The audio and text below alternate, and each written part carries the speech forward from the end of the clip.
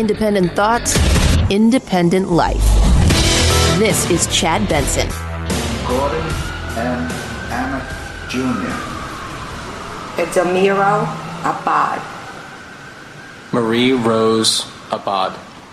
That right there is what's going on today, throughout the day. 9/11 ceremony. They're reading the names of the people who died on that day at all of the sites where the planes crashed. F. Abrahamson. And a lot of people out there today are going to talk about, where were you? They're going to talk about, do you remember when? You're going to talk about this, and I want to talk about that. You know what I want to talk about? And I think we need to talk about the day after. And the weeks after.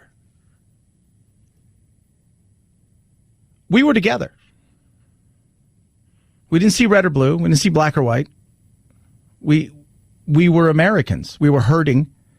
We were united. We were stunned. All of a sudden, the politics didn't matter so much. All of a sudden, we were that country. That ideal. You know, what was this great idea that this who we are, what we're about? We'd been stunned. We'd been hit. Not since Pearl Harbor had anything like this ever happened. What happened? We came together. Our politicians stopped bickering. They had one thing in mind: find out who did this and make them pay. Find out how we can heal the country, keep us safe. Find out how we can bring ourselves together and start to heal our wounds. 9/11 was the shock. It was awful. It was murderous.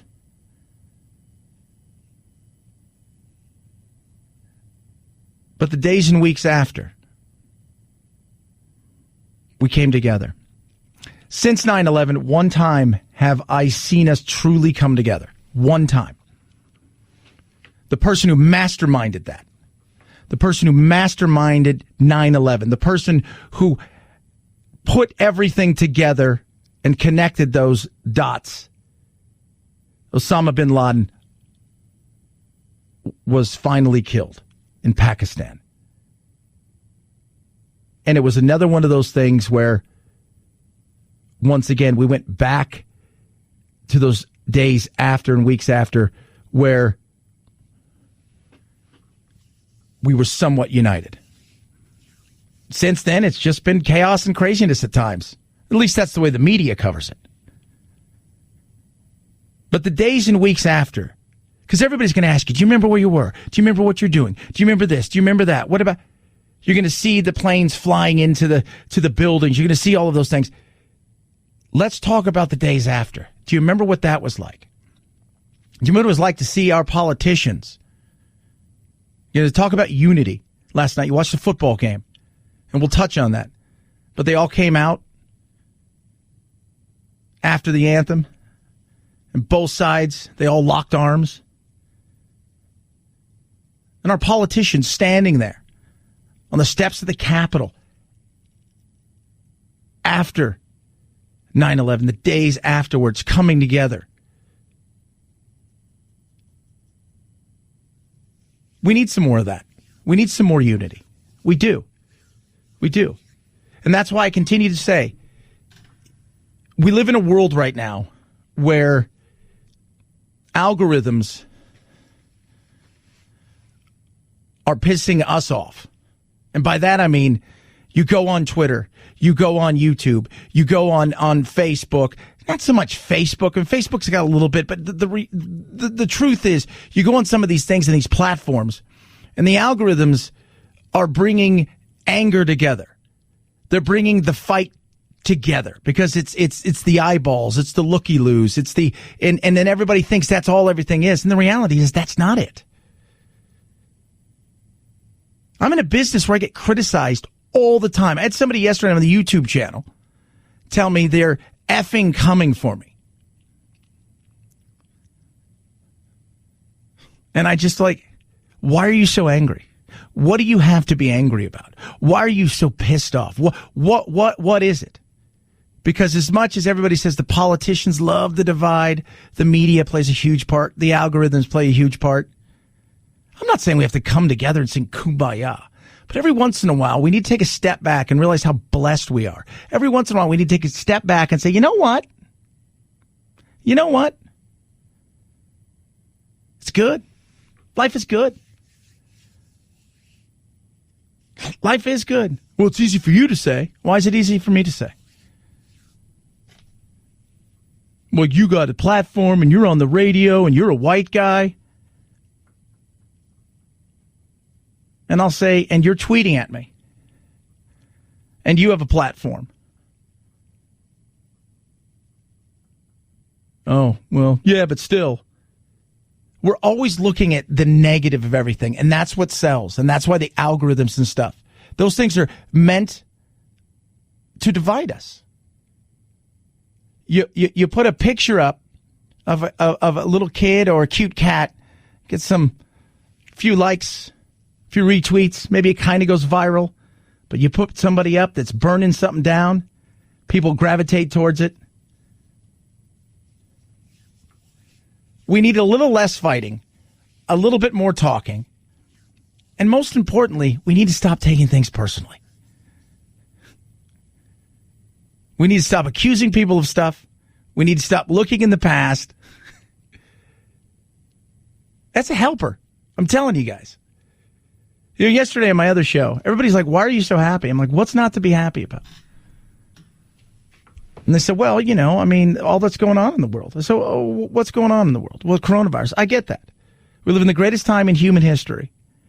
And if we're sitting here thinking about how we're going to distribute a vaccine for something that we didn't know about 10 months ago here in this country and in the Western world really know about.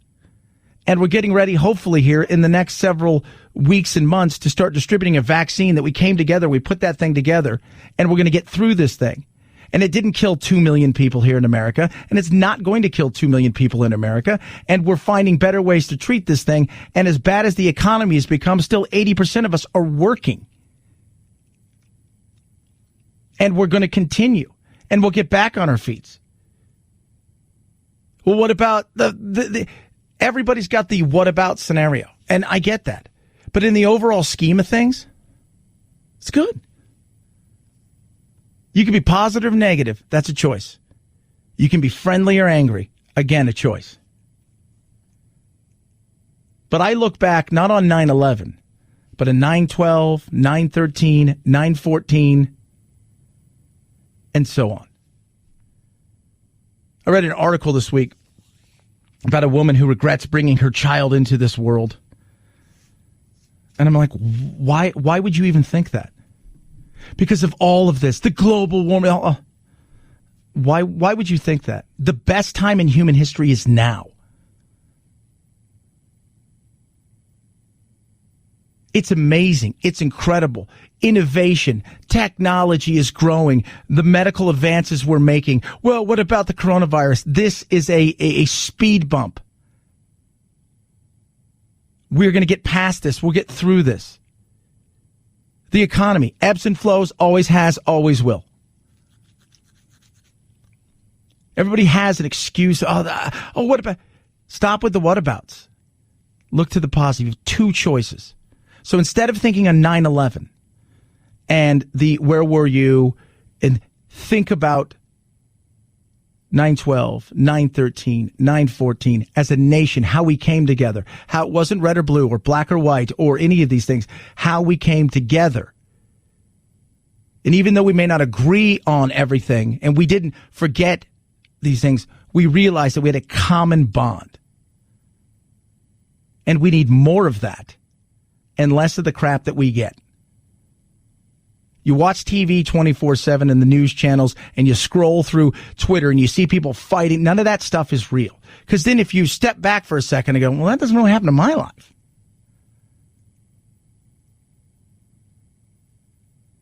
But isn't it happening everywhere? No, it's not. 323-538-2423 at Chad Benson Show is your Twitter. Feel free to tweet at me. You can text the program as well. Want to talk about the NFL game? I'm going to talk about it now. We'll talk about the booing and stuff later, and there was some. I enjoyed it. I did. I got to be honest with you. I enjoyed it. Producer Phil, did you see any of the game last night? Because you're like me, a football dude. I watched the first 10 minutes. Yeah. I enjoyed it. It was weird. I think there's only two stadiums they're going to have. Jacksonville and Arrowhead are going to allow fans, but there was only 17,000 fans. I thought they did an okay job. There's going to be some testing of the waters as this thing moves forward on what's going to happen, how they play this thing out with fans. And hey, we may start with no fans and may end up with full stadiums. But I thought to me, it was good to see football. They did their thing at the beginning, and NBC was more the social justice side of things, and rather than the players themselves. But I thought it was good, and it was a bit sloppy. Of course, they haven't had any preseason games. They've only been hitting each other for the last several weeks. It was supposed to be a little bit sloppy. These first couple games are their preseason games. But I enjoyed it. I'm not going to lie to you. I did enjoy it. 323-538-2423 at Chad Benson shows your Twitter. Feel free to tweet at me and text the show as well. Love hearing from you. Hello Fresh. Somebody tweeted at me last night. Picture of their Hello Fresh dinner. It's delicious. I'm telling you guys, HelloFresh is absolutely amazing. Delivered straight to your door. So each week you have 22 chef-curated recipes. So you get this stuff delivered straight to your door in this big box, right? And you pick family-friendly options, vegetarian options, low-calorie options. And then from there, inside of the bags is all of the things, so Monday, Tuesday, Wednesday, if you want. However, they don't number it or letter it that way or anything, but you choose how you want to do this. And then you go from there. It's America's #1 meal kit. And you put it together. They've got the recipe. It takes about 15, 20 minutes from the time you decide what you're going to eat to the time you sit down and eat. And it's incredible. You can add extra days in meals. You could skip a week. HelloFresh is flexible and saving money. I'll tell you what. I didn't realize how much money I wasted at the store until I started using HelloFresh, and I'm saving about 40%. You will do the same. Check it out for yourself. Go to HelloFresh.com. Use the promo code Benson. When you do, they're going to give you $80 off your first box, plus they're going to ship it for free. Benson at HelloFresh.com. When you use that code, $80 off your first box. They ship for free. HelloFresh.com. Promo code Benson. Chad Benson Show.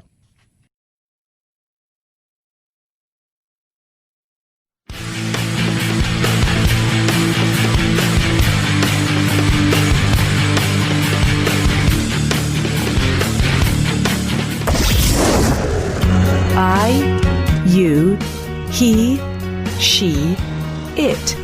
Lucy is a girl. Point of personal privilege, please do not use gendered language to address everyone. Shut up, boo! Ain't nobody got time for this! This is the Chad Benson Show. Senate Republicans fell short of the 60 votes needed to advance their scaled-back coronavirus relief bill. Democrats blocked the proposal, insisting the economy needs trillions more in economic aid. A bipartisan deal on another stimulus package now looks unlikely before the election. Yeah, that's just not going to get done. And at this rate, it isn't, because both of them are going to stand pat. The Republicans are finally saying, we shouldn't spend any of this money. And we've already overspent, and now these states are locking themselves down, and some of them seem to be doing it for political reasons. And the Democrats are like, no, these states are going to go bankrupt, and you guys are holding them hostage for political reasons. At the end of the day, they're playing towards their base, and this is what you get this time of year, especially during election season. So if you're hoping for that extra stimulus check or that 300, 600, whatever that you were hoping to get on top of your unemployment from your state, it doesn't look like it's coming. So now it's going to be up to the states to figure out if they can do anything else. Here people are mad because Arizona doesn't pay a ton of money. I think we're the second lowest in the country. I think it's like $285 a week for unemployment. And people are mad at Doug Ducey, the governor. But he said most states have went And because how fast unemployment grew, they spent their budgets. They don't have any money left. At least we still have some left.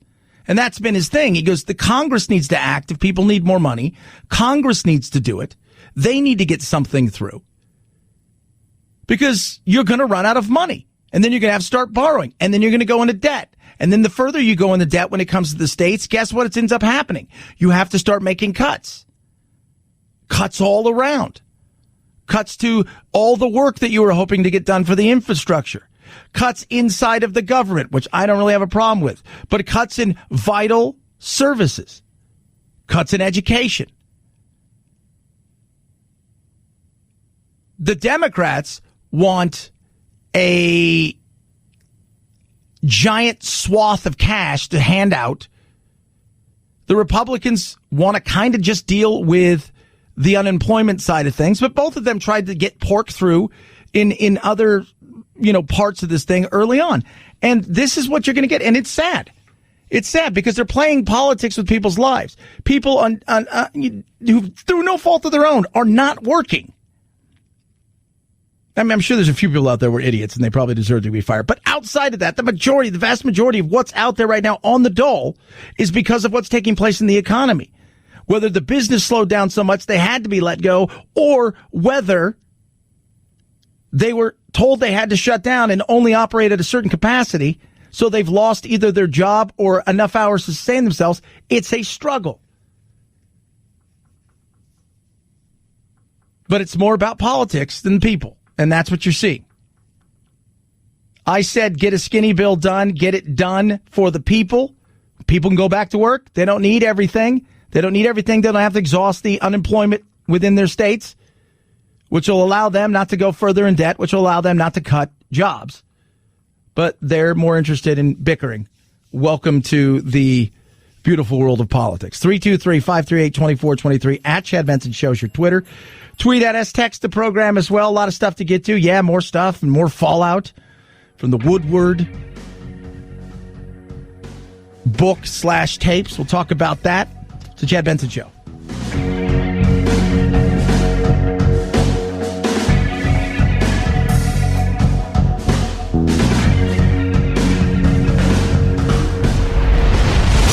The Chad Benson Show.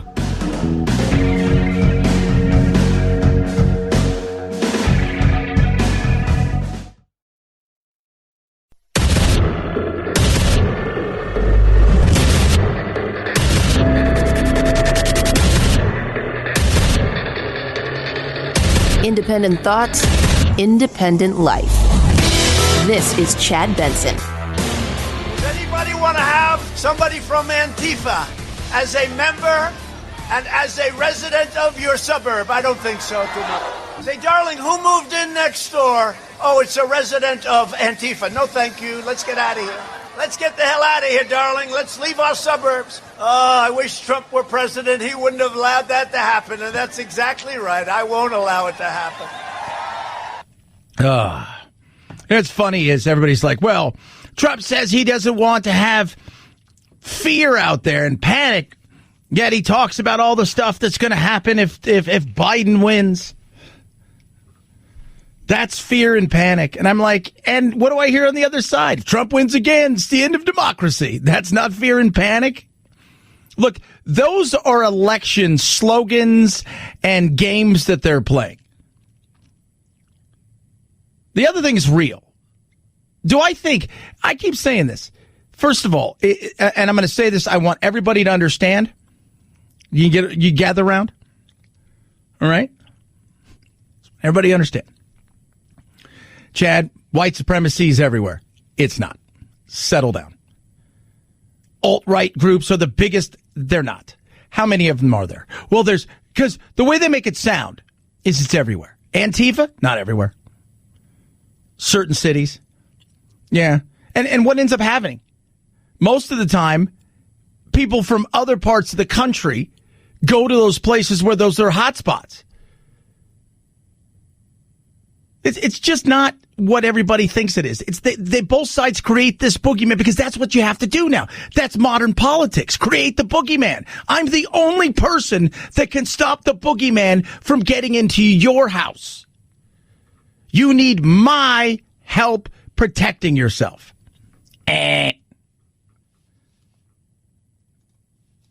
People got mad because I'm like, if I'm the feds, I wouldn't have sent the feds in to Portland. It wouldn't. Well, they're doing all these things. That's a them problem. That's an Oregon problem. Oregon's allowed this to happen. Portland's allowed this to happen. Seattle's allowed this to happen. When you allow those things to happen, you need to take a step back and say, I don't want these things happening anymore. So what does that mean? I've got to make better choices in the people that we elect as our city and state leaders. It's going to be like that everywhere. Antifa's going to be everywhere. If Trump wins again, guess what's going to happen? White supremacy will rule. Settle down. Stop living in that wacky, weird world of just it's. And I talk to people, and trust me, I talk to people on a daily basis who I know inside of their heart they're good people, and it's on both sides. As far as, because I recognize some of the numbers that text me. I see them text me sometimes 10, 15, 20 times a day. Or they'll direct message me on Instagram or Twitter or Facebook. And they'll send me links or things like that. And I reckon in their mind, they're building something up way bigger than it really is.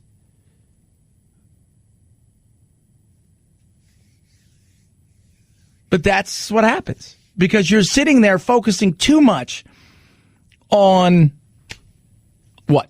what's going on Fox, Breitbart, MSNBC, CNN.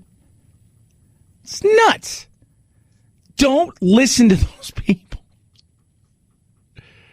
People say, well, what shows do you watch? I used to watch Kennedy because I like Kennedy. She was fun. She did stuff that was fun. I mean, once in a while, maybe if the Five's on, but outside of that, I don't watch any of them. I just don't. I don't believe anything. Here's a perfect example of what not to believe, okay?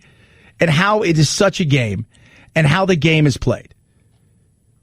And if you haven't heard this, and it was going around for a while, you've got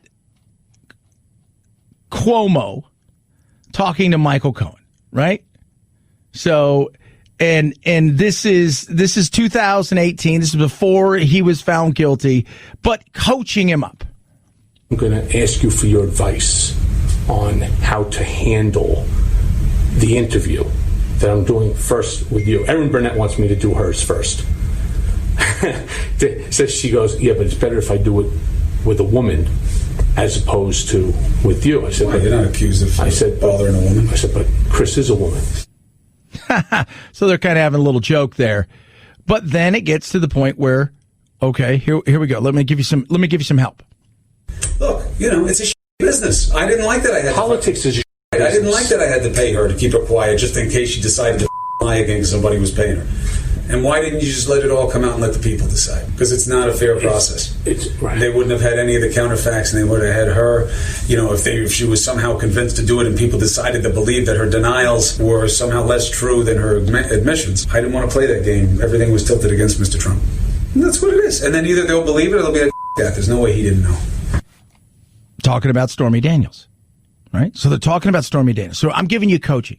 That's why when I say when you listen to this, you don't realize. You see these talking heads are screaming and yelling. I've done some of these shows.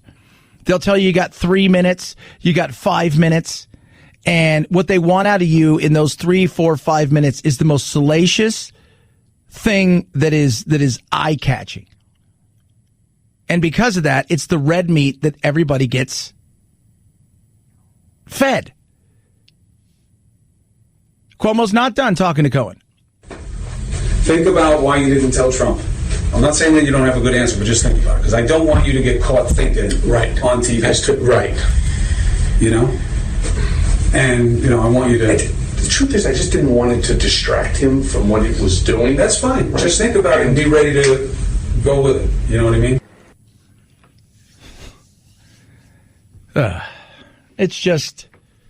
It's just the way that this goes and the way that you're seeing this. These are the things, the narratives, the shapes, the way that they do things. Politics has become part of pop culture and entertainment now.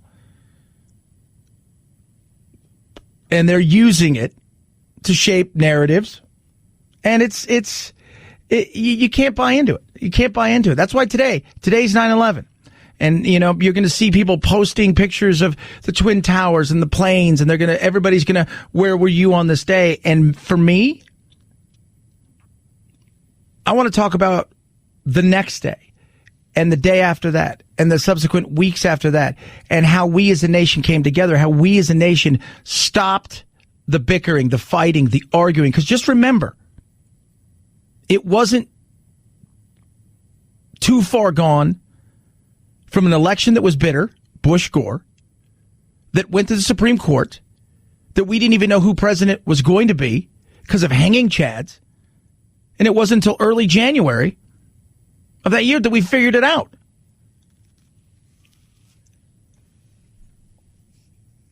And we didn't have social media. Could you imagine for a second what social media would have looked like on 9/11 and through Bush-Gore? Ugly. Ugly. It would have been. It would have been almost unbearable. And I have a feeling we're headed towards the unbearable side. And that's social media. None of that stuff's real. None of that stuff is real. You go there and it's a bunch of people with very little accountability who are either looking to catch somebody for something so they can try to cancel them or to stir vitriol and anger. That's most of what it is. The whole thought process of Instagram and Twitter and all of these things was, hey, we'll have something fun where you can connect with your family and your friends, and somehow that has devolved into get on there and tell everybody to F off and die. 323-538-2423 at Chad Benson shows your Twitter. Tweet at us and text the program. Love hearing from you. So last night, game started. But before that, they had the moment of silence. So you've got the NFL kickoff. You had the AFC Championship game rematch last night. Arrowhead, the champions themselves, home. It was weird to watch them unfurl the banner in front of a smattering small crowd. Looked like a preseason game where it was deep in the fourth quarter, and the people that are playing are guys that are going to be, accountants and gym trainers and stuff like that at the end, holding on for that last hope to make the NFL in the fourth preseason game. And there's only 17,000 people. But the big thought is it's all about unity. Ladies and gentlemen, please join us in a moment of silence dedicated to the ongoing fight for equality in our country. So that went off, and then you had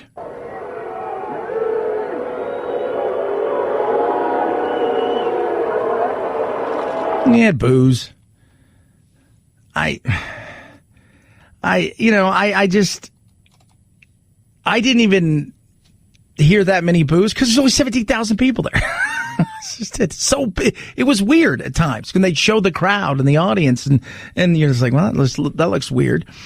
But it was I thought the game itself was sloppy, as it should be. They haven't had any real training. They didn't have the off season they normally have, all of those things.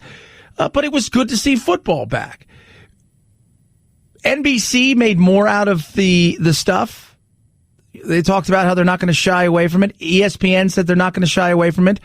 The Texans didn't come out for the national anthem, and I only saw one chief on his knee. Everybody else was standing up, and then they came to the center and they did their thing. And they've got some of the players opted to. They gave them the chance to have like George Floyd or Breonna Taylor on the back of their helmet, or somebody like that that is part of the BML, Black Lives Matter movement, and it is what it is. I watched the game. Once the game kicked off, it was a game. And that was good. I'm fine with that. That's all I want. That's absolutely all I want. I think that's what most people want. Once the game kicked off, it was a game. We'll see what happens this weekend. What does that look like? And is it going to be this way every week? Or is it like the first home game, people have an opportunity, teams will have an opportunity to do this, and then we go from there. 323-538-2423 at Chad Benson Shows your Twitter. Tweet at us, text the program as well. Love hearing from each and every single one of you. Purple Mattress. You spend so much time doing all kinds of things. You think about how many hours a day you work. And you say, well, I do spend a decent amount. How many hours a day you travel? Yeah, sometimes you get, but then think about how many hours a day are you sleeping? Well, I'm in there for 7 or 8, but are you getting good sleep? Probably not. Well, now you are going to because you got Purple Mattress. Purple Mattress is incredible. Absolutely amazing. They've got the grid. It's patented. It is comfort technology. It adapts to your body, your natural shape. It's for every body. And that is true. Soft where you want it, firm where you need it. The 2800 open air channels, that grid, incredible. You're never going to sleep too hot. You're never going to sleep too cold. It is absolutely incredible. So I go to sleep sometimes late, stayed up a little bit later than I normally do, and I got up today at 1:50 in the morning. I got about 4.5, 5 hours of sleep, but I slept for those 4.5, 5 hours. And that's amazing. It is incredible. You will love it. You will rest night after night like you've never rested before. Purple's so confident in what they do. Every Purple mattress comes with a free shipping and return, risk-free 100-night trial. Try it. You don't like it, they'll pick it up. No questions asked. Refund your money. Experience the next evolution of sleep. Go to purple.com/Benson. Use promo code Benson for a limited time. 10% off any Purple mattress order of $1,500 or more. Financing available. That's purple.com/Benson. Promo code Benson for $150 off the mattress order of $1,500 or more. Terms apply. Chad Benson Show.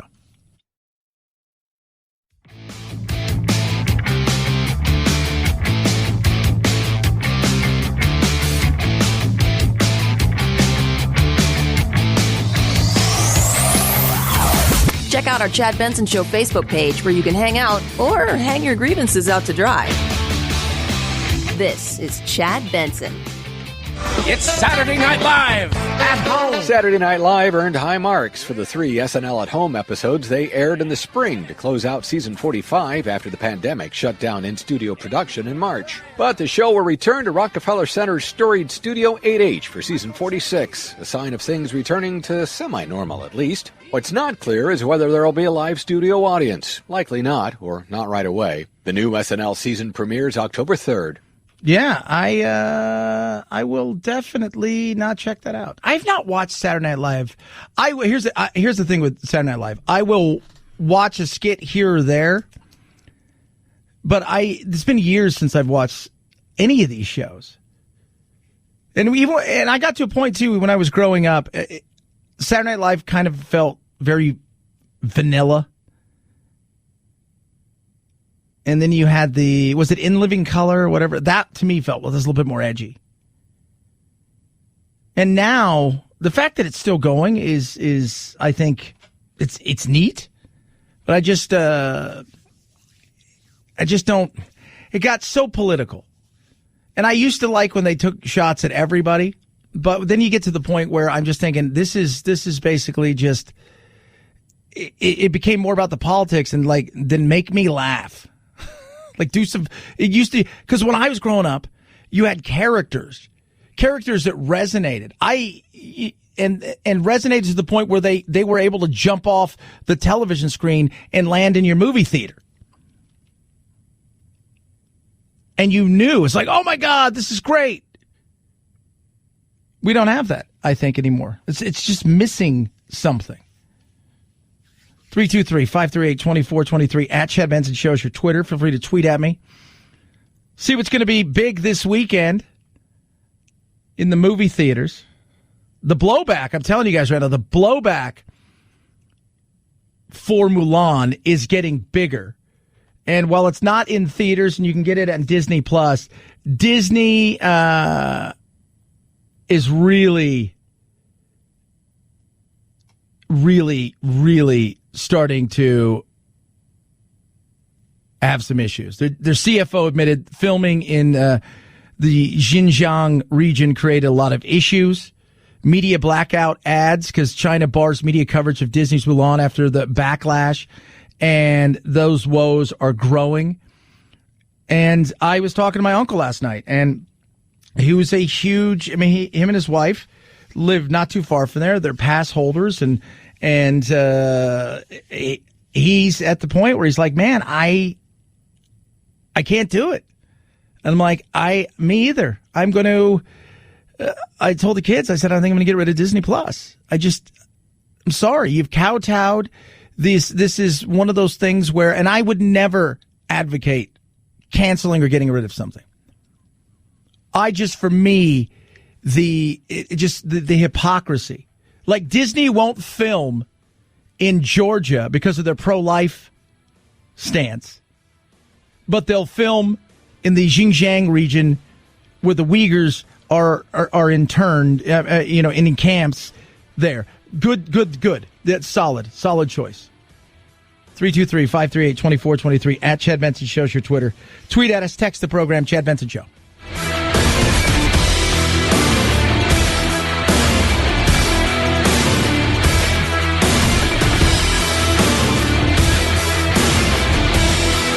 This is the Chad Benson Show.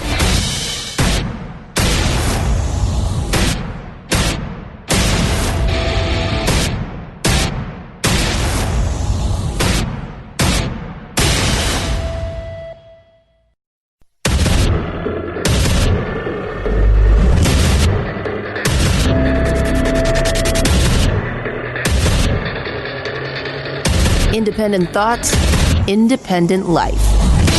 This is Chad Benson. We need to hunker down and get through this fall and winter. Dr. Anthony Fauci warning Americans not to underestimate the virus. Don't ever underestimate the potential of the pandemic, and don't try and look at the rosy side of things. A once unfathomable toll, the CDC now projecting 217,000 deaths by the beginning of October. Yeah, and then I saw something last night that said CDC predicted 300,000 deaths. And I'm just like, I don't even know where to go with this. And you got the flu coming. Don't look on the optimistic or rosy side of things. Absolutely do that. Don't live in pessimism. Don't live in fear. I'm here to tell you that. You can be, I'm going to say this. This is crazy. It's a crazy thing. All right? You can look on the optimistic side of things, and I tell you, look on the optimistic side of things, and you can also be cautious enough to take precautions to make sure that you don't get anybody else sick and you don't get yourself sick. What? You freak! Yeah.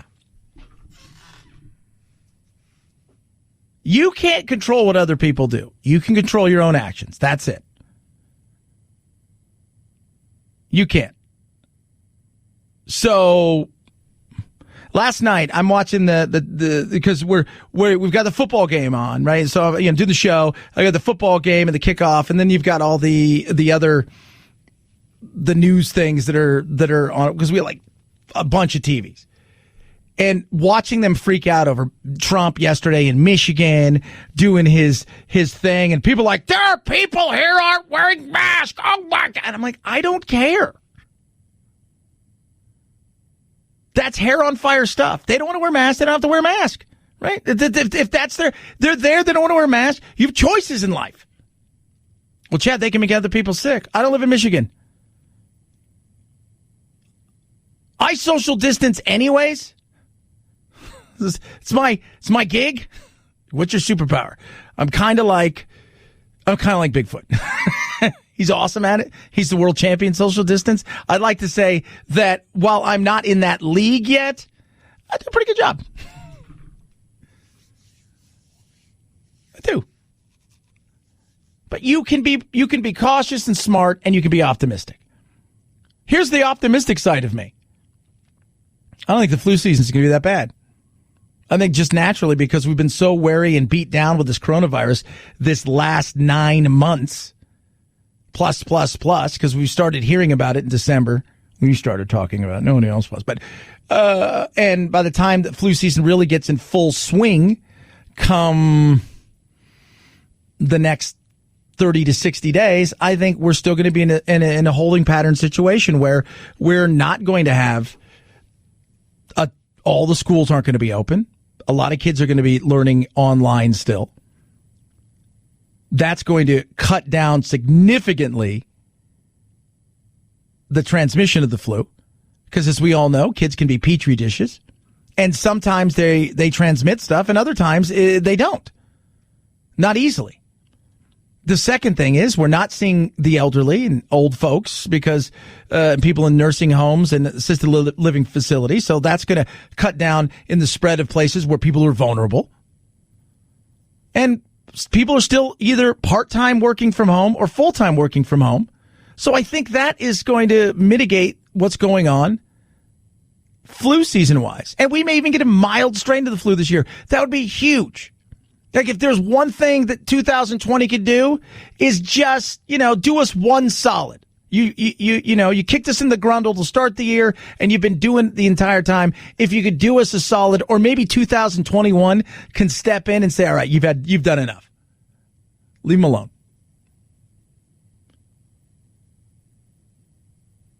Leave them alone. So, I'm going to look on the optimistic side. You can be a pessimist. I'm not that. I'm a little different. I'm looking on the optimistic side that this thing is going to not be as bad as people think when it comes to what's going to happen with the flu season. And I think we're going to be all right. Just letting you guys know that. Me? I think we're going to be all right. In fact, I know we are. 323-538-2423 at Chad Benson Show's your Twitter. Feel free to tweet at us, text the program as well. Love hearing from every single one of you. It's very interesting. Like I said, last night watching people freak out, and this is the whole thing about the anti-mask world or the mask world, or seeing people with rallies and this, that, and the other, and this is that hair and fire situation. Why are you guys not wearing masks? I have one with me. It's my prerogative. Because there's no COVID. It's a fake pandemic created to destroy the United States of America. The truth is that the CDC said that only less than 10,000 people died from COVID. The other 190,000 have 2.6 or 2.8 other mortality. The good Lord takes care of me. If I die, I die. We got to get this country moving. What are you going to do? Wear masks and stay inside for another year? Huh? Where'll that get us? There you go. And then, you know what happens? The people on the left say, oh, those guys are idiots and morons and dumbasses. We should unite the country. You're not going to do that. Do you wear a mask? At work, they ask us to wear a mask. What am I going to say? No, screw you guys. It's their business. It's their business. And did the CDC say that? That's the other one of those things where, yes, according to the CDC. Now, this is according to the CDC. You can always take that with a grain of salt. Only 6% of the deaths were COVID only, meaning the person died, the only thing they had was COVID. They didn't have heart disease. They didn't have cancer, compromised immune systems. They didn't have anything else. The other 94% had 2.5 comorbidities, whether it was, again, cancer, emphysema, whatever it is, a heart disease, so diabetes. So somebody may have heart disease as well as diabetes, and they got COVID, and COVID was listed on the death certificate, meaning they're going to put down all of the things that this person died from, and COVID may have been the tipping point. The flu. Most of the people who die from the flu don't die from the flu per se. There are people that do die from the flu, but most people already in situations where they get sick and they're in a bad way. And this is the tipping point. for that. Misleading? It depends. It's another one of those things where the facts are the facts. And you can explain it how you want to explain it to fit the narrative you want to fit. If you're inactive, if you're unhealthy, there's a chance that if you get this, it could be bad. But let's not forget that at the end of the day, a vast majority of people, even people who are unhealthy, are going to get this. And there are some people out there that nothing was wrong with him. He was perfectly fine. He was fit. He was healthy, or she was fit and healthy. She got it, or he got it, and he died. And then there are people out there who've got more than 2.5 comorbidities. They've got heart disease. They've got cancer. They've got diabetes. They've got emphysema. They're a mess, and they get this and nothing. So, but that's few and far between. But the hair on fire thing is just, it drives me crazy. I can't do it. I can't. I just like to talk in facts. I like to look at everything. You know, yesterday I mentor somebody who wants to get in the business, and they're trying really hard. And we were talking, and I said, there's all kinds of information, right? So you have misinformation, and you have disinformation, and you have facts. Now, you can take some of those facts, and you can have disinformation. And disinformation is, this is totally a lie, but I'm going to take some of these facts, and I'm going to isolate them and use them. And sometimes you just make up facts. The misinformation is, I've got what I think is facts, and I believe it to be true, and I'm not here to lie about it, but this is what I think it is. But then you find out maybe that's not everything. And then you've got just plain old facts. And even with the plain old facts, those things will change. You may have the facts, and they may be 100% right at that moment, but 6 weeks from now, more data could come in, and those things would change. And it's just knowing what it is that you're looking for. That's why I get frustrated with social media, where I feel like they're always trying they're nannying us. You don't need to. Look, if you're stupid enough to vote because of some meme,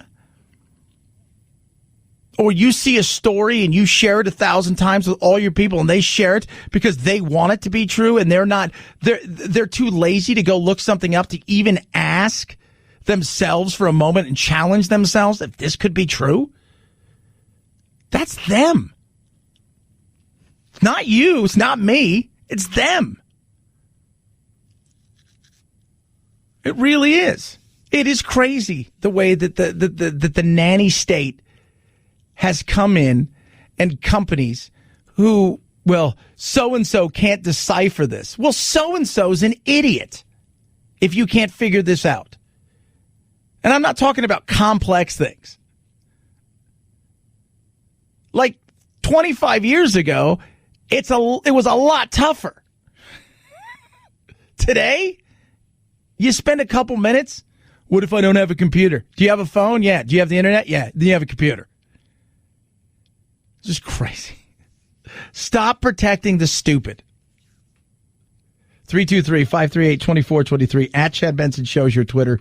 Tweet at us, text the program. Wounded Paw Project, love them, been working with them for a while. Talk about a worthwhile charity.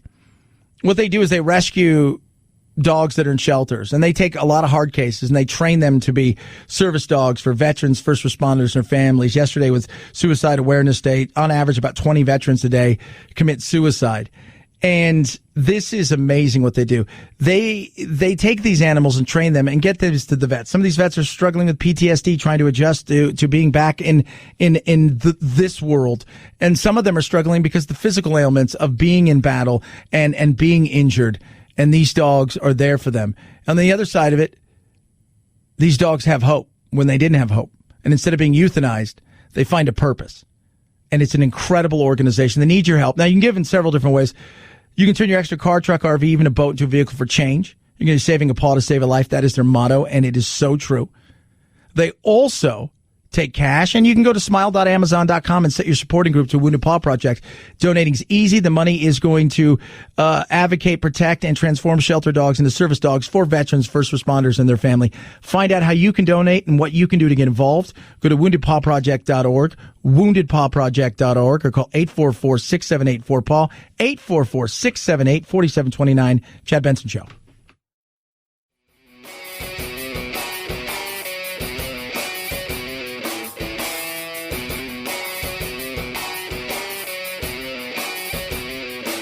Being antisocial sucks. Hang with Chad's friends on Facebook, The Chad Benson Show. And if you just need some alone time, head on over to Twitter at Chad Benson Show.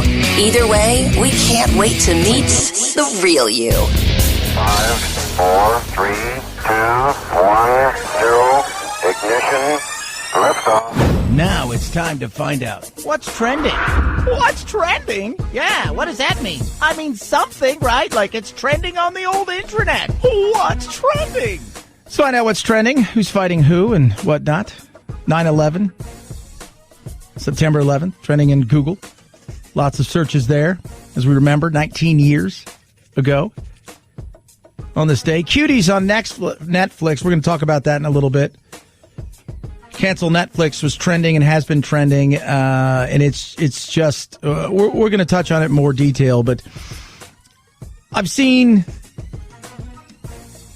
certain clips of it, and it's disturbing.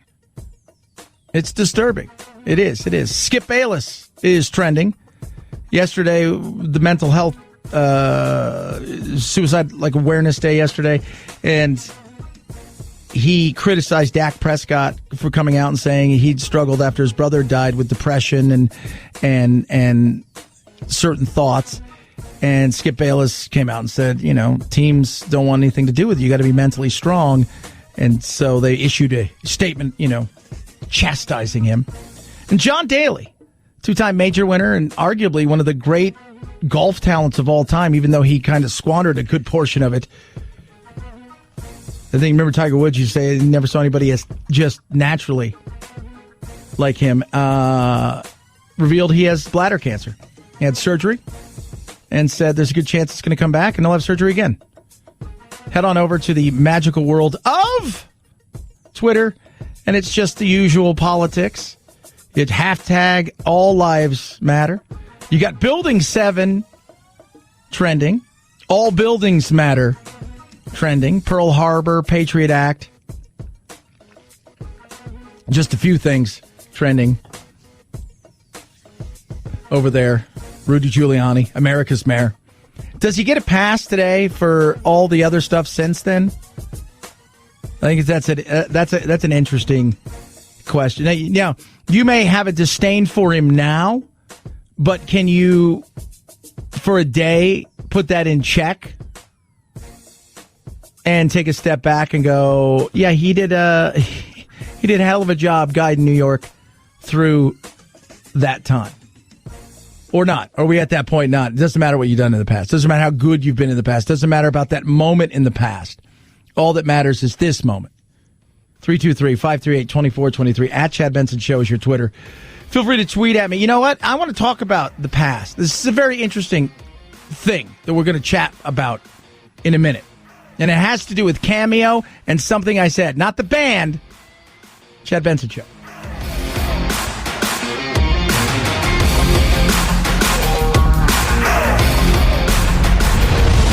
The Chad Benson Show.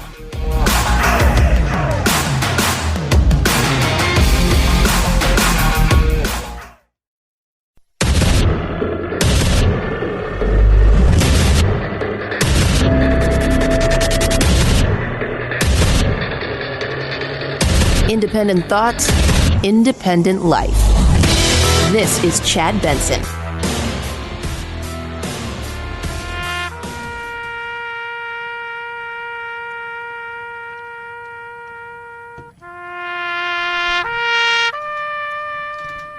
Taps being played today in New York, Pennsylvania, D.C. As people look back on what took place 19 years ago today when we came under attack.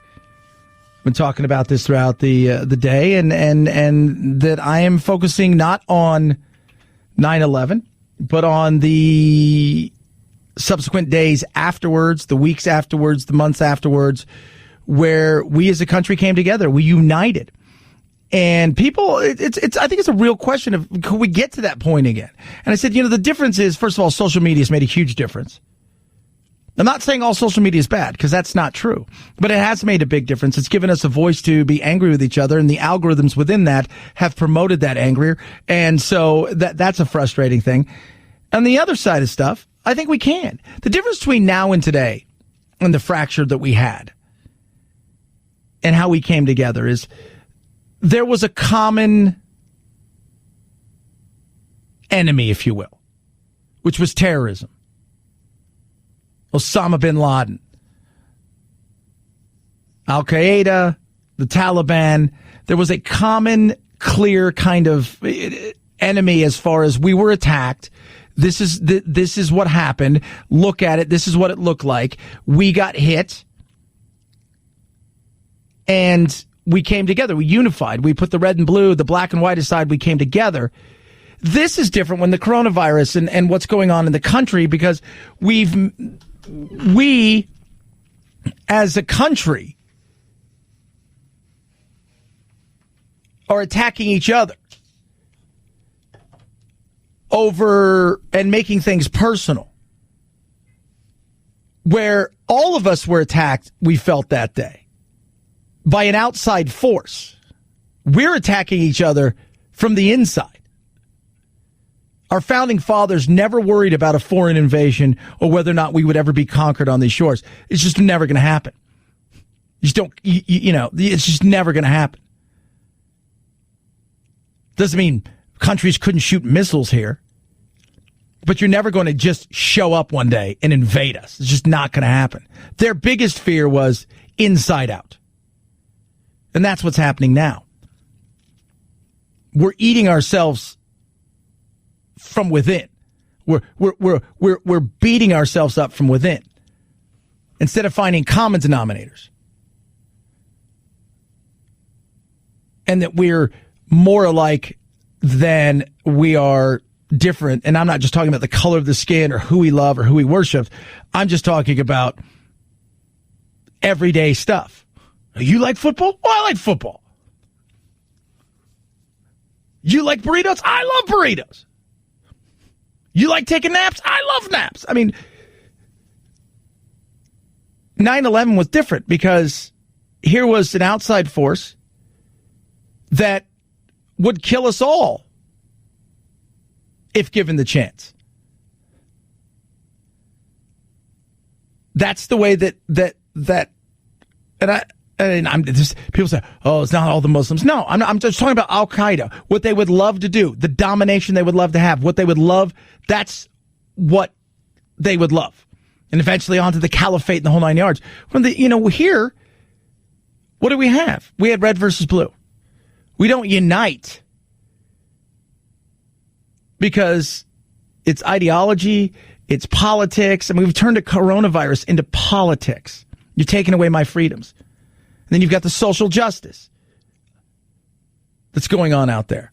And so it's a much different time. Back then, we were united in the commonness that we all felt pain that day. That we all felt like we were attacked. It's tough now because we're attacking each other.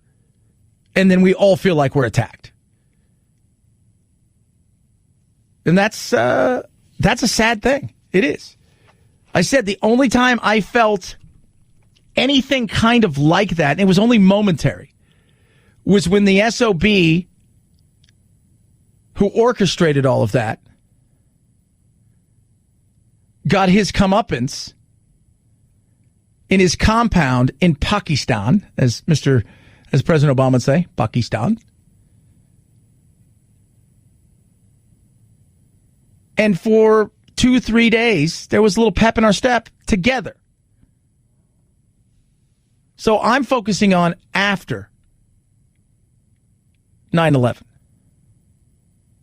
I'm focusing on those days. You know, people think if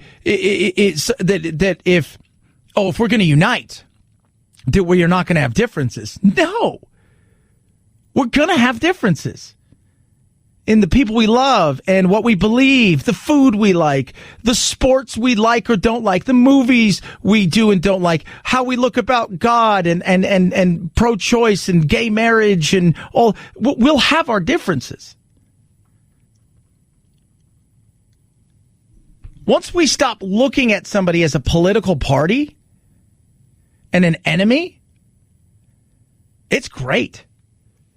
So we're getting ready to do a show, my little Chad Benson Show TV. We've been on the YouTube. We're doing some things here and there, and this last week and a half, I haven't had a lot of time to do stuff. Jacksontown, and that's my focus when he's here. And the thing that we're getting ready to do is we're gonna have episodes where I'm gonna get somebody who is from the right side of the aisle and somebody who's on the left side of the aisle. We're gonna all go play golf. We're gonna talk about life. The common denominator is we found something we all like to do. We like to golf. And to me, we never start anymore with our things that make us who we are as far as our commonalities. That's what frustrates me. Is we never start there. We always start with our differences. Well, that's only going to lead to fights. When you start with your common bonds, when you start with the things that bind you as far as, and I always go back to this, but if you've ever traveled anywhere in the world, I'm not just talking about, I went from Wisconsin to, Michigan. I'm talking about if you've traveled anywhere in the globe and you've ever been somewhere and you're like, I feel like a fish out of water. And you look over and you see somebody who's got a Yankee hat on.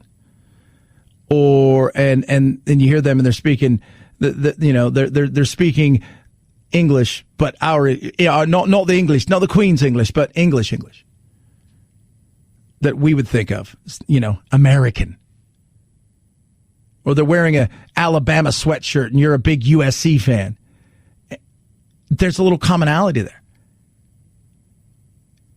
And it's interesting. We need to do more of that.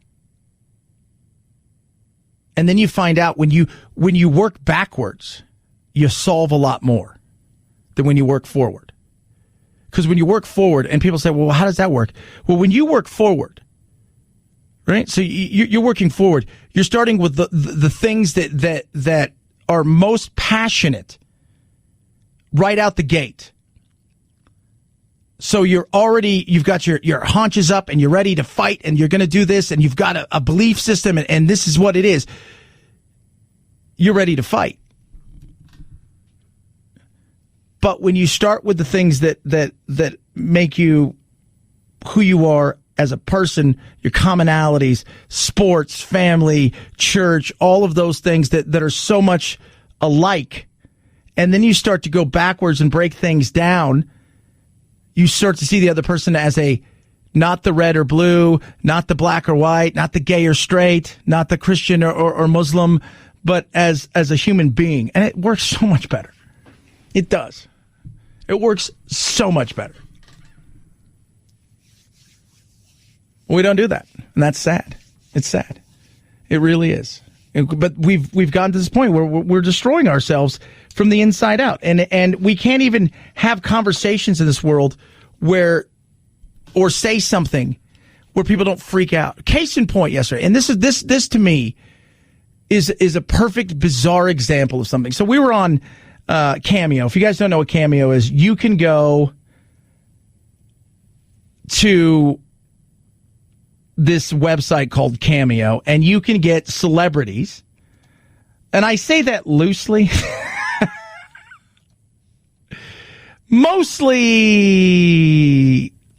B-list, a few A-list, a lot of reality TV people, but you can get people like Mark McGrath, $99. He'll, you know who Mark McGrath is, Sugar Ray, he'll do something for you. He'll sing you a song. Barry Williams, the Brady Bunch, Chumley, Randy Couture. And they've got some other people. Andy Cohen. You know who I was amazed to see, producer Phil? Floyd Mayweather. Really? Well, he doesn't need money. That's what I said. Snoop Dogg, I think's on here. But most people, it's like Amber Nash. If you don't know who Amber Nash is, she's the voice of Pam in Archer. And you're like, oh, okay. Ivan Lindell, the tennis player. Shooter McGavin from Happy Gilmore. I mean, these are people. So you go there and you pay X amount of dollars. Billy Zane cost you $200. He'll sing a happy birthday or whatever you want. Manny Pacquiao's $1,000. I don't think Manny needs the money. Last time I checked. So, and he'll say something about you or whatever, as long as it's not insane. So we went on there and I saw Caitlyn Jenner. I'm like, Caitlyn Jenner, $2,500 for her to give you a shout out or to say, hey, happy birthday and whatever. And I said something jokingly. I said, well, how much for Bruce? And I turned and I said, oh, somebody's gonna be mad at me and say I dead named. If you don't know what dead naming is, it's when somebody transitions from male to female or whatever, and they, that's their old life. And if you talk about that, you're rude to them, you're dead naming. And I'm like, well, A, it's a joke. Well, still, it hurts. Okay, that's whatever. It didn't hurt you because you're not Caitlyn Jenner. And I said, secondly, somebody like Caitlyn Jenner, I mean, Bruce Jenner was a fixture of our lives, if you're old enough to remember. I went through an entire decade where he was on the Wheaties box. He's arguably the most famous Olympian of all time. Did that not exist anymore in history? Because I don't look at a Wheaties box and go, oh, look, Caitlyn Jenner. No, that's Bruce Jenner. And I'm just curious, is that, as we talk about the changing of history and all of these things, it's an interesting thing, but I got attacked for it. And I'm sorry, I'm not going to throw away my childhood because everybody, I mean, Bruce was huge. And I don't think you should, and I doubt Caitlyn would say, oh, I don't want to dismiss all of the things that made me who I am, and I worked hard to win that. We could fight about anything. We could. By the way, he won the decathlon.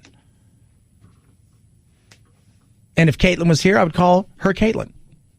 But it's not like somebody who works in an accounting office and goes from, Jim to Jamie. This was history. So do we forget history? Just curious. 323-538-2423 at Chad Benson Show. Your Twitter. Tweet at us. Text the program. Love hearing from you. Rough Greens. My dog Doodle. Crazy. Funny. People say, you have other dogs. I said, I do. I have about a 1.5-year-old. His name's Rad. He's crazy. And then we have Bowie, who is 6 months, puppy, and he wears a bow tie. He's hilarious. So, and then we have Doodle, and Doodle's way older than both of them, and he didn't like to play with them, and he'd bark and growl at them if they got near him. And since we started him on Rough Greens, it's been on about 6 months now. He plays with them all the time, chases them around. It's amazing. It truly is. And they take it as well. Rough Greens brings your dog's food to life. It's got vitamins, minerals, probiotics, antioxidants, omega-3, 6, 9. It's got all of the stuff, the supplement and powder that you spray, that you sprinkle in the dog's food that the dog's food doesn't have. No matter how healthy you think your dog's food is, the reality is it's meant to have a shelf life. It's not meant to be living. Rough Greens adds the living part, and it has changed Doodle's life. It really has. No matter how old your dog is, you will see differences, and it is amazing.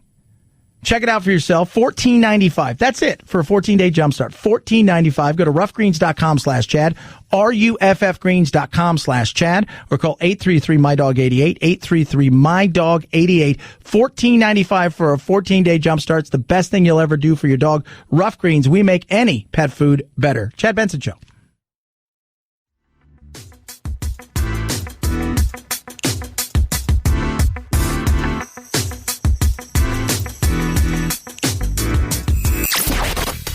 Boys, give me a bowl of chili with plenty of peppers. One Mexican heartburn. Why don't you mugs grow up? The Chad Benson Show, where independent, a la carte thinkers have a seat at the table and a voice in the dialogue. I'll have what she's having. This is Chad Benson. Oh, mais les gens sont grave, tu vois tous les likes qu'on a eu? Vous savez où passe l'esprit du mal? One for the party, two for the shot, three for the shit. So that is a little excerpt from Cuties. It's just a coming-of-age drama in France. And it's about little girls that are 11, 12, 13. And it is about a immigrant girl named Amy, who's originally from Senegal. She lives with her mom in Paris, poor area, with her two younger brothers, and she wants her father to rejoin the family from Senegal. But Amy's fascinated by her disobedient neighbor Angelica's twerking clique called Cuties, an adult-style dance troupe with contrasting fortunes and characteristics to Miriam's religious customs, values, and traditions. And it is, well, it's uncomfortable to watch. The sexualization of young girls. And the way that they've spun it is, no, this is about bringing awareness to this. It's about all of these things. And I also try to explain to people, having lived in Europe, they look at sex and they look at things, especially at like 12 and 13, in a much different way. This is not the controversy in Europe that it is here. It isn't. But here, and because the sexualization of girls and children is happening younger and younger, and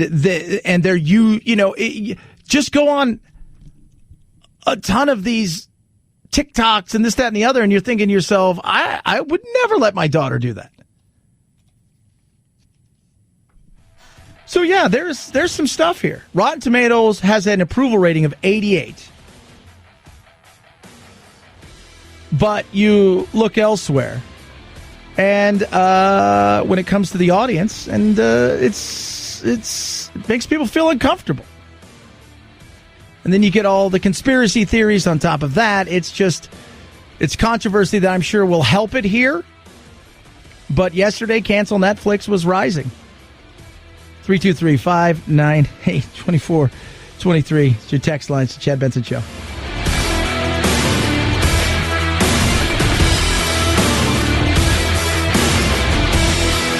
This is the Chad Benson Show.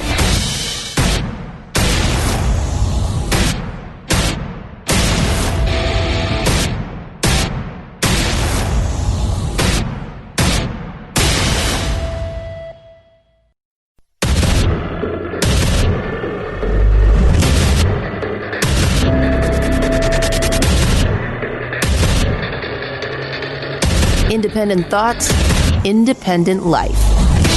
This is Chad Benson. Why did you lie to the American people, and why should we trust what you have to say now? Such a terrible question, and the phraseology. I didn't lie. What I said is we have to be calm. We can't be panicked. I knew that the tapes these were a series of phone calls that we had, mostly phone calls. Bob Woodward is somebody that I respect. Certainly if he thought that was a bad statement, he would have reported it. Nobody thought it was bad. Wait a minute. And your question, the way you phrase that is such a disgrace. It's a disgrace to ABC television network. It's a disgrace to your employer. And that's the answer. There you go. Trump, Jonathan Karl, wasn't done. But look, why did you lie? Well, I don't want to panic people. Well, he knew. Let me ask you. All right, just honestly, take off your I hate Trump hat, right? So take off the I hate Trump hat. And for those of you who are MAGA people, take off the MAGA hat. And just listen to me for a second without screaming and yelling. Okay? The way that Trump's handled stuff since then, I've had a real problem with people who wear the MAGA hat. I think there's been times when he's missed the mark. Every president misses marks. This has been pretty important. We've lost 190,000 people. And I think we could have done some things better. And look, but that's Monday morning quarterback. But I do think he could have handled some things better. People out there on the left, the I hate Trump hat, you've taken that off. He knew. What did he know? Well, he said it was more dangerous than the flu. Okay? He said it was. Now remember, this is February, March time. We didn't know because we had less than 5,000 cases. I don't even know how many. With the first time he talked to him, we had virtually no cases here. Bob Woodward said there was no alarm. Fauci's run around saying there's nothing for us to worry about. So what did he know? Because you tell me he's stupid, but then you tell me he knew as if he was the person who knew this was going to be the killer. Well, the Chinese. I don't believe anything the Chinese tell us. So what exactly did he know? He's being told it's this. Since then, the World Health Organization and the CDC have flipped to the flop, to the flop, to the flip, flop, flop, flop, flip, flop, flop, flopped on just about everything. From being airborne to wearing a mask, go on, go on, go on.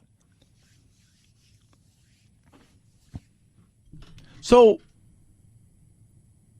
there's plenty of things you could look at and say, Trump, you dropped the ball here. You did this. You did this.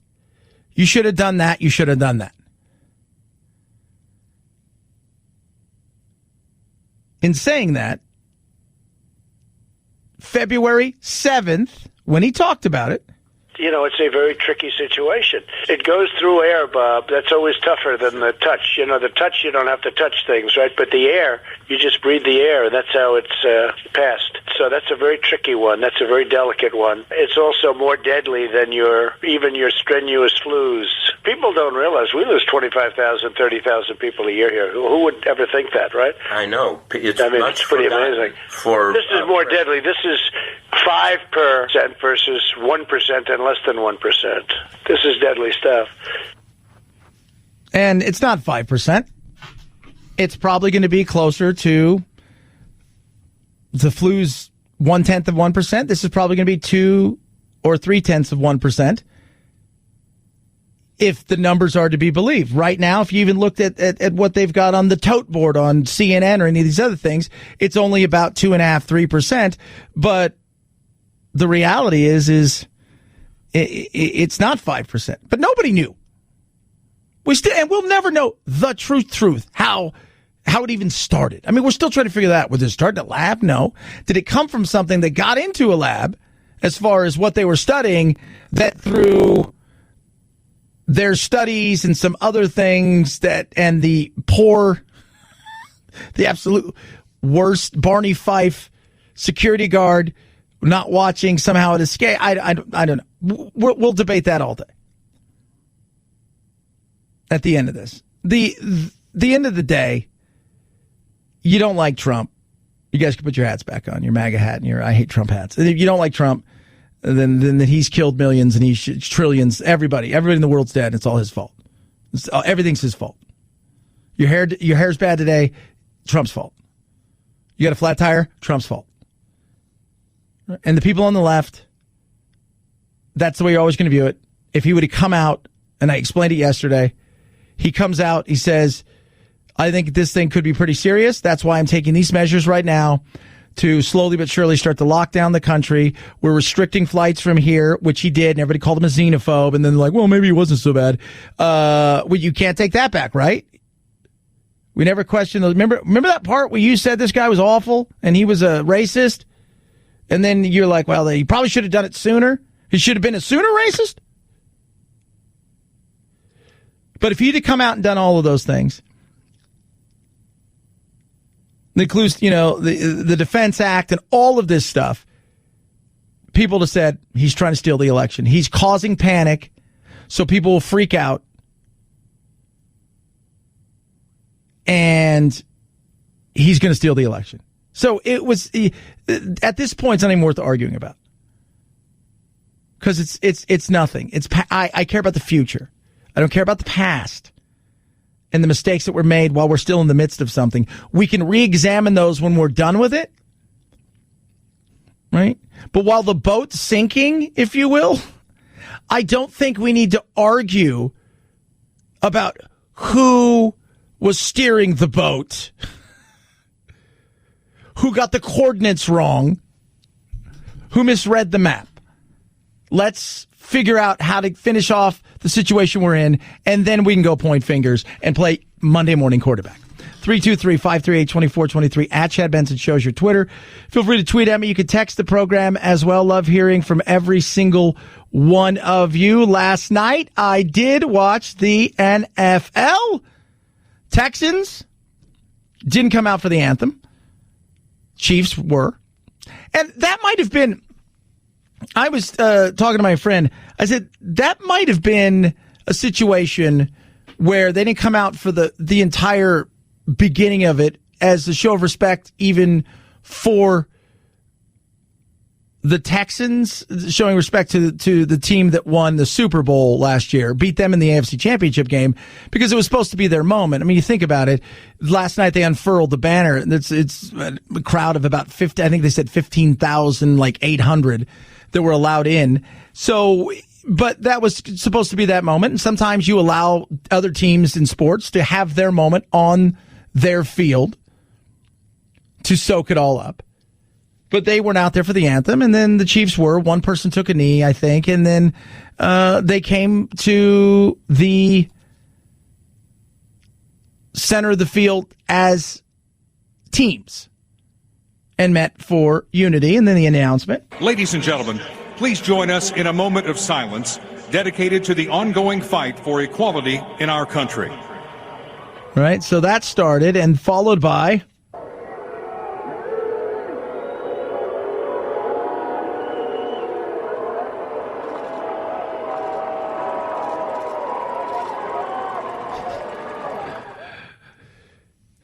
everybody who's there got to get heard. So some people booed. Did they boo? Didn't they boo? Were they booing at that? Were they booing at the tech? I don't know. It was a moment of unity. It wasn't overdone. NBC talked more about it than I think the players did, because the minute that was done, they came to the center of the field and the coin flip, the kickoff, it was football. That was it. It was football. The end zones didn't have Black Lives Matter in it. Now they pointed out throughout the game that, some of the players, the NFL gave you a choice if you wanted to have some people's name on your helmet. And the NFL is really sticky about this. The NFL is a weird thing when it comes to uniforms, and they want you buttoned up. They approve your cleats, the color of your cleats. They approve your headphones. You can only wear a certain brand of headphones on the field before practice. They, at warm-ups, they're very, but they allowed this, and some people like Breonna Taylor and some other people who were, that they're talking about in the Black Lives Matter movement. And so, but I watched the football, and I'll be honest, it was good. It was good to just be back. Was it sloppy? Yeah, it looked like a first preseason game at times. Because these guys have been chomping at the bit. First of all, they've only been hitting each other, which has to be just, you've got to be going crazy. And secondly, they haven't had their off season they would normally have. They haven't had 4 preseason games, 3 preseason games, or 2 preseason games. It was sloppy at first. And the Texans, they looked a little bit better, the latter part of the game, but the Chiefs definitely picked up where they left off, Mahomes and stuff, but it did look sloppy. But I liked it. It was just good having football back. We'll see what the games look like this weekend. We'll see what the ratings look like. Is this going to hurt? Is it going to help? Are people just happy to have the games back? We're going to find out. 323-538-2423 at Chad Benson Show is your Twitter. Tweet at us. And yes, Patrick Mahomes is a freak. It looks like he's a grown man playing with children at times. That's the crazy thing. He looks like You ever see that guy? Like, everybody always went to school with a kid who was he was head and above better than everybody else. And he would just, like, the minute you get close, he'd just make a little move and he was 3 steps away from you. And it never looked like it's just effortless. And that's what it looks like. He's just running around. What was the stat last night that he hadn't thrown an interception in he was 24 touchdown passes and no interceptions in September? He's a freak. He is. He's a freak. And that's a hell of a dude. I love it. And he's young, and we got lots of years ahead. And I'm excited this weekend because we get to see Brady take on Breeze with an amazing array of weapons for Brady, but he's not a Patriot. It's going to be so weird. It is. And I have to be honest, I'm curious as well about the damn stadium out there in L.A. I've flown over it. I've seen it. It looks like nothing you've ever seen before. To say that it's the greatest stadium in the world is probably an understatement. But there's going to be no fans, and that's going to be weird. 323-538-2423 at Chad Benson Show. Twitter. Tweet at us. Let me tell you something. Raycon's best earbuds around. Absolutely incredible. Love my Raycons. Go out and go play golf, whatever it is I'm doing, working out. I wear my Raycons, and I love them. They are incredible. So amazing. Seamless Bluetooth pairing, noise isolating fit, 6 hours of talk times. These E25s, they cost half the price of any of these other expensive earbuds. They don't sound anywhere near as good. And the comfort level and the style, second to none. Now's your chance to get the best earbuds around at a price point that is amazing, well under $100, and I'm going to save you 15%. Go to buyraycon.com/Chad, buyraycon.com/Chad, buyraycon.com/Chad to save 15% on the best earbuds around. Buyraycon.com/Chad. Chad Benson Show.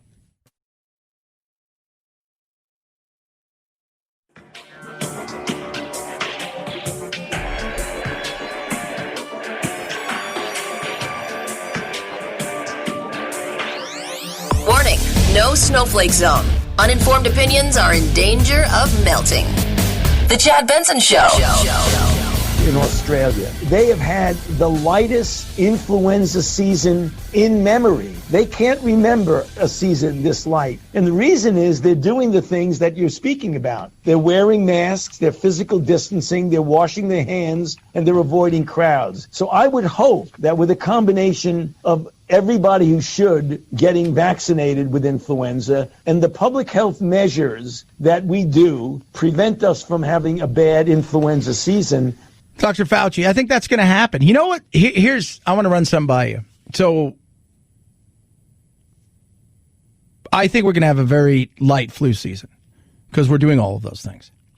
And then we're going to eventually here in the coming months through the next 6 to 9, we'll have a vaccine that will be getting out to the masses. We may find that their vaccine's ready in 90 days or 60 days, but it'll only go to people it should to at first, people who are most at risk, and our first responders and whatnot. And then later on, we'll all have the opportunity to get it. But he's talking about that, the flu season. And I'm thinking to myself, are we going to keep our habits next year during flu season? With wearing a mask when it gets really bad, like we realize, are we going to have businesses, cities, and states say, you know what, the flu season's really bad this year. We're thinking of shutting down school for a week or two. Or we're thinking, that's a fair question to ask. It is. Because I've seen some of the way that some of these governors and some of these cities are tightening up when these numbers are falling in certain areas and talking about the flu and how we may just have to ride this thing out and they want the number. It's very interesting. I'm not saying that's going to happen, but would I be surprised that this tactic is used to shut things down or to do certain things? No, I wouldn't. And we somehow or other, for common sense things, don't have a massive resurgence of COVID, because what I would like to see is keeping the lid on it, keeping the baseline down until we get a vaccine. And I do believe we'll likely get a vaccine by the end of the year, the beginning of 2021. And I think that's going to be the thing that turns it around. Yeah, I think it will. I think it's going to turn it around, and I think we're going to get through this thing. And I think when we come out the other side, we'll look back and go, we fought too much, we argued too much. I think the biggest thing that we're going to take away from this, at least I like to think the biggest thing that we're going to take away from this, because at the end of the day, you're not going to prove you can't prove that if you went this direction, it would have been better. If you'd went this direction, it would have been better. If you'd have stayed on this path, those things are going to be hard to ever prove. Those are your hypotheses. It's like when you ever watch them throw numbers out. 482,306 people are going to die between now and da-da-da-da-da. And just, according to a study, well, that doesn't count. But I'll tell you what I think the big takeaway is going to be. Straight ahead, Chad Benson Show.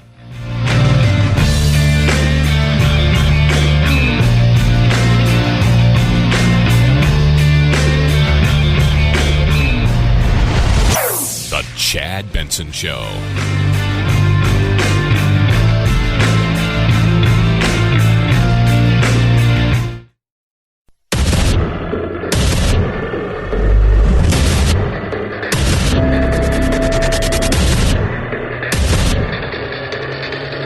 Independent thoughts, independent life.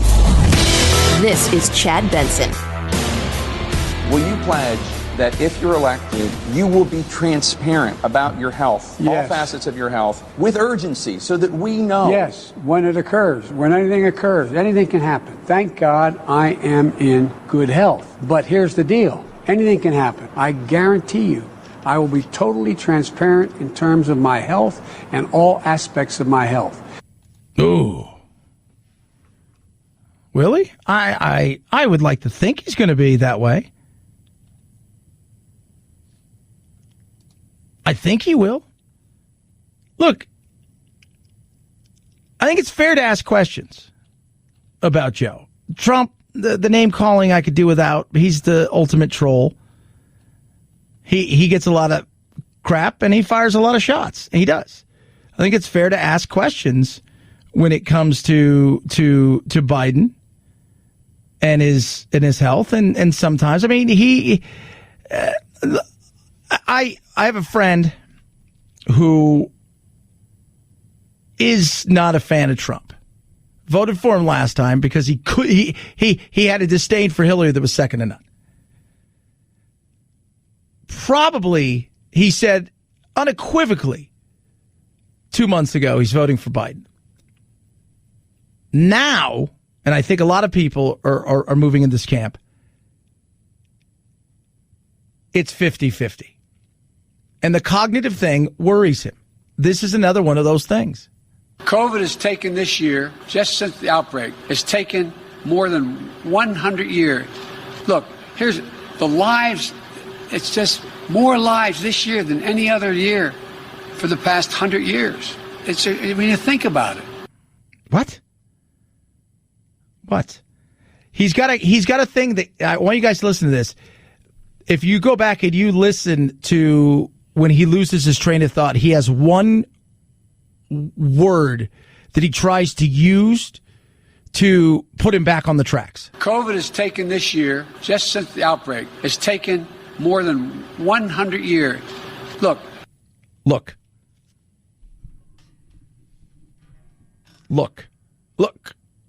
This is his former stenographer, Mike McCormick. So the guy that transcribes all this stuff. Joe Biden would never read from a teleprompter. He's the guy that would walk out, take his speech and make a big joke about how his speechwriters worked all night on the speech. He would throw it away in the air and then just say, I'm just going to tell you what I know, what I think, from his heart and from his gut. And he doesn't have that heart or his gut anymore. He's trying to work as Joe Biden off a teleprompter. That's not Joe Biden. That's a shell of his former self. That's some harsh words right there.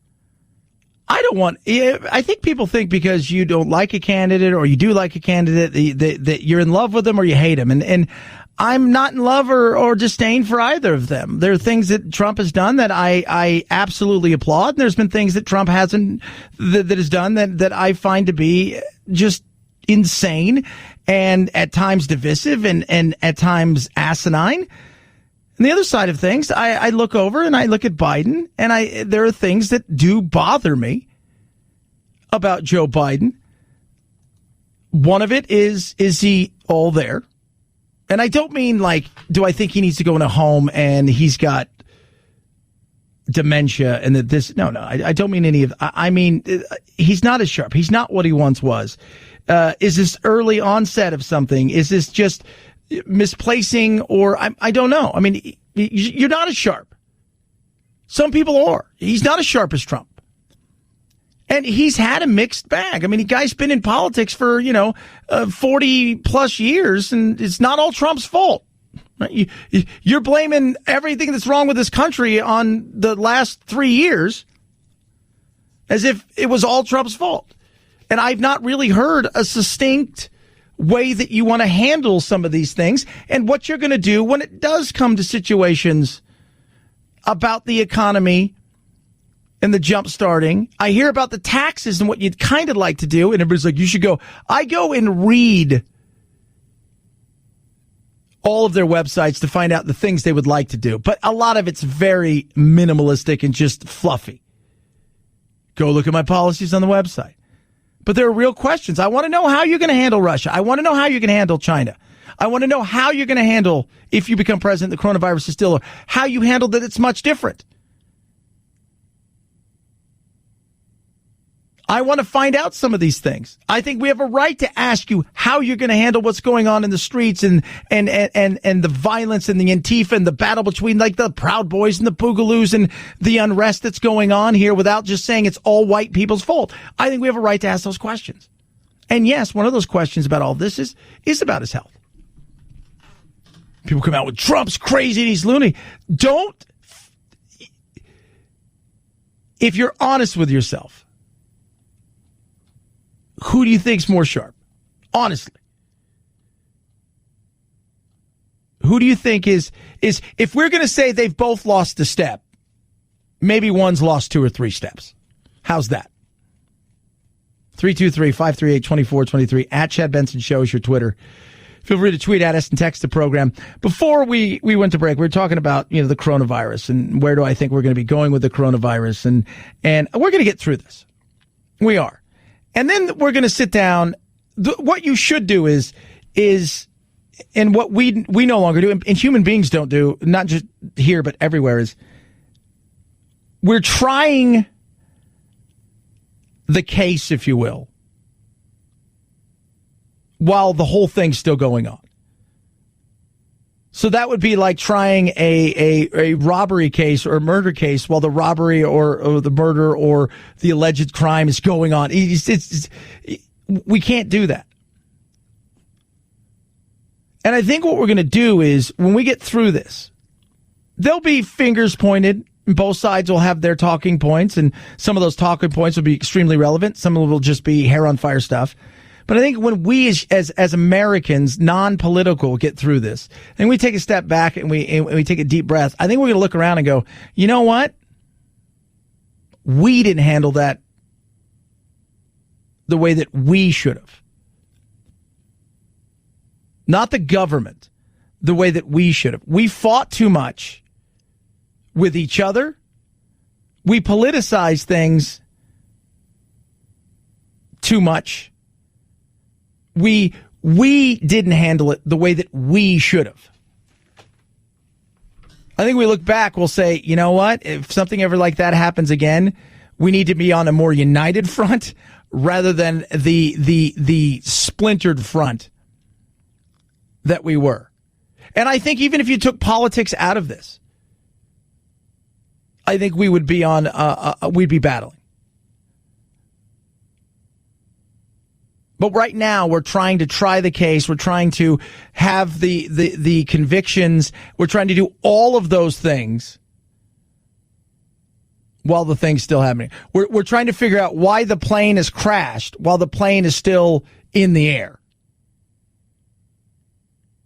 And that's we can't do that. 323-538-2423 at Chad Benson Show is your Twitter. Feel free to tweet at us, text the program as well. I love hearing from every single one of you. I found this to be hilarious.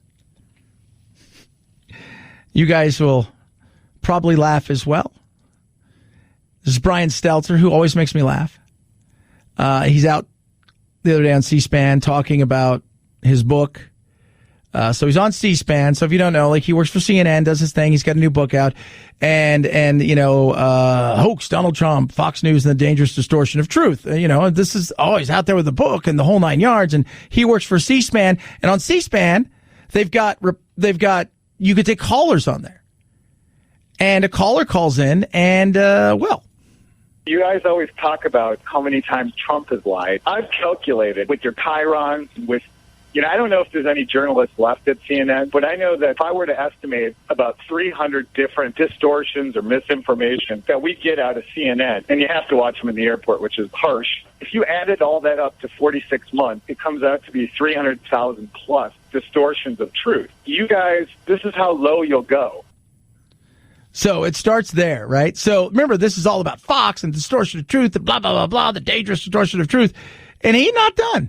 You defamed a child, and then you had to settle out of court to pay this young individual for distorting information about this individual. So I would say, if anything that's happening at CNN and anybody who buys your book, it's really just one of those things that is dividing our nation. I don't believe in dividing our nation. It hurts our great nation. So CNN is really the enemy of the truth, and that's my opinion. The guy wasn't evil and bad, wasn't flamethrowing. There's a lot to unpack there, and you know what? A lot of that he's spot on with. Brian Stelter. Grateful for the call. I know that you're not the only person that feels this way. There has been a process of radicalization that's happened in this country with media bashing that is absolutely unprecedented. 20, 30 years ago, conservatives talked about media bias, and there were some really valid points to that critique. It is absolutely true that lots of journalists are based in New York and Washington. They're based in big cities. They have liberal leanings. Mainstream newsrooms are built to make sure that that bias doesn't seep into the news coverage. And yet sometimes it does. I absolutely acknowledge that. There wasn't anywhere for Brian to go because it's true. It's true.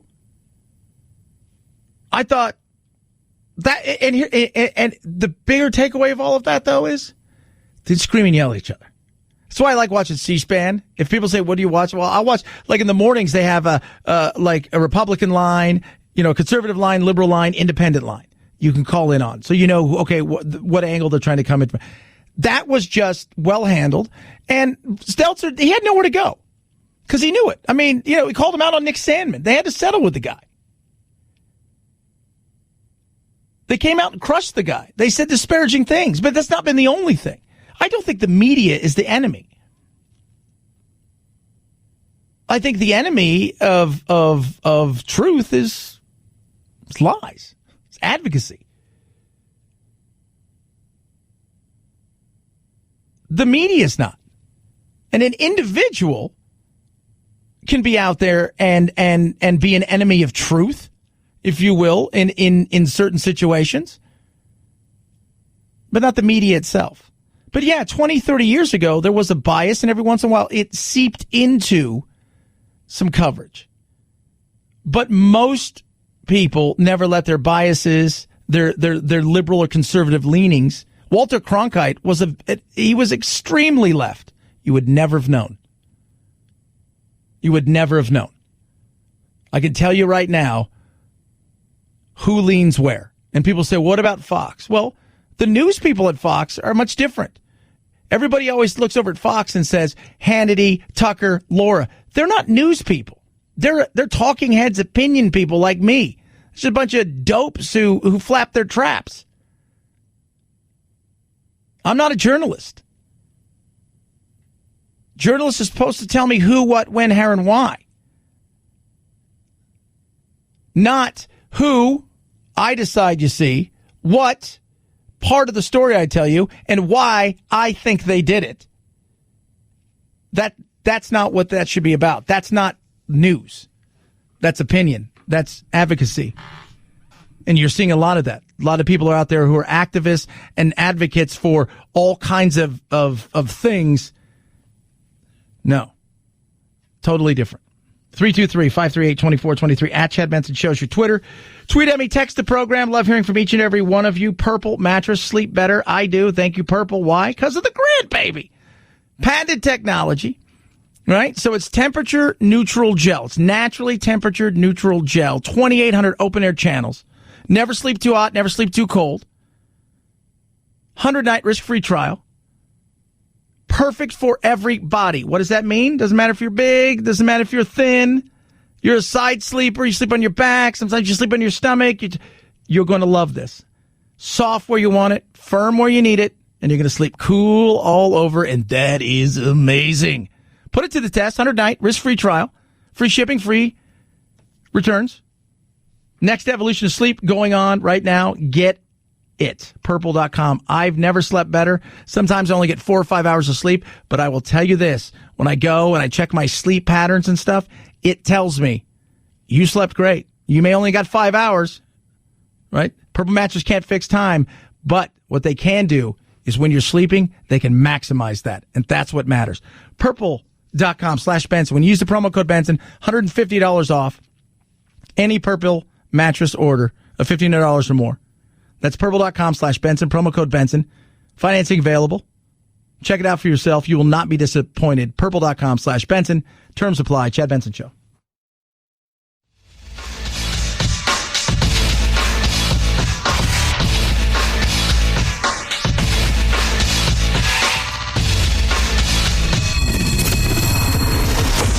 The Chad Benson Show, where we reach across the aisle and occasionally poke someone in the eye. Now look, tonight people are going to be taking a knee. A lot of guys, I'm sure. People are going to be standing. Why they don't play the national anthem while the players are in the locker room is beyond me, but they're not. But it's peaceful protest. That flag gives you the right to protest peacefully. They're not trying to disrespect the Army of any of that.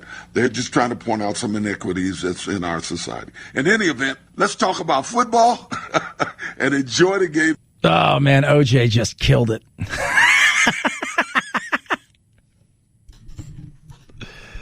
That guy's got killer takes.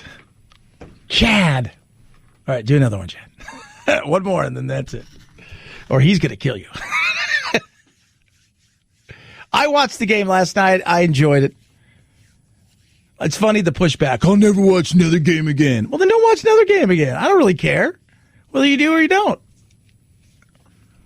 There comes a point in time where if it is ridiculous with the social aspect of it and all of those things, then I won't watch. But I'm never going to tell anybody not to do something. I enjoyed it. It was sloppy. I think in the next 2 weeks, you'll see the teams. Don't judge teams in the first week, maybe not even the second week. But by week 3, 4, 5, these teams are going to have it, rocking and rolling. It's going to look a lot different than it did last night. Chiefs won. Defense looked better, but was the defense really good, or were the Texans just not firing on all cylinders? We can debate that all day, but I enjoyed it. So this week, I'm going to give my picks, right? So don't take this to the bank just yet, because they're probably going to be Packers-Vikings. I'm taking the Vikings. Browns-Ravens. I'm taking the Ravens. Raiders-Panthers. Raiders. Seattle Seahawks and the Falcons. I'm going to jump on the Seahawks. Chargers, Bengals. They're going to play it, but I think the Chargers are going to win that game. Buccaneers, Saints, game of the night. I'm going to give you that's going to be on Sunday. I'm going to give you that last. Steelers, Giants. Put the Steelers on there. Boom. Titans, Broncos. I'm going Broncos. Rams, Cowboys. Very interesting game. It's a Sunday night game. I'm going Rams. 49ers, Cardinals. I'm going 49ers. Dolphins, Patriots. I'm going to go Patriots. Lions, Bears. Go Lions. Jags, Colts. Go Colts. Eagles crush Washington. Sorry, Phil. Jets, Bills. Bills win. And the Bucks and the Saints. The big one, because Tom Brady is on a different team. Are you ready, kids? Saints get it done at home in front of nobody. Have a blessed weekend. Today's 9/11, but let's think about the days after 9/11 when we're united as a country as we go through the weekend. Have a good one. We'll do it again on Monday. As always, Night Night Jack.